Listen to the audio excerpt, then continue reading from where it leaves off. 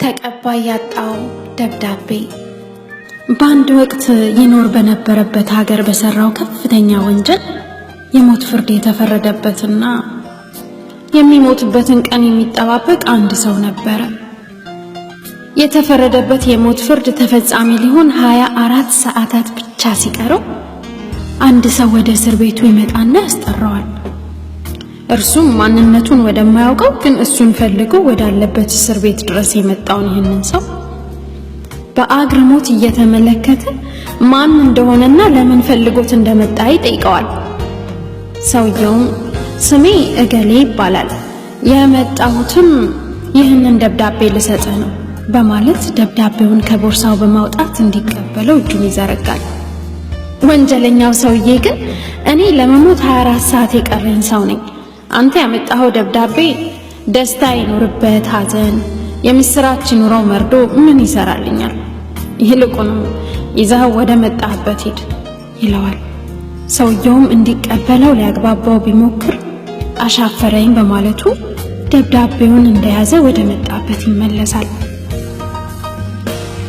ሰውየው ከሄደ ከጥቂት ደቂቃዎች በኋላ የእስር ቤቱ ጠባቂ ወደ ወንጀለኛው በመጠጋት ሰውየው ምን አለ ሲል ይጠይቀዋል።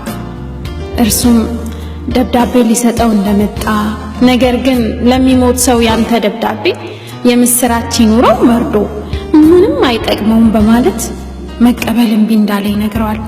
በዚህ ጊዜ ጠባቂው አሁን ከበፊቱ ይልቅ ትልቅ ስህተት ተሳሳትክ፣ ይህ ወዳንተ የመጣው ሰው የሀገሪቱ ልዑል ነበር፣ ይዞልህም የመጣው ነፃ ሊያወጣ የሚችል የምህረት ደብዳቤ ነበር ብሎ ንግግሩን ሳይጨርስ ወንጀለኛው ከተቀመጠበት ዘሎ በመነሳት እባክህ ከየት ነው የማገኘው?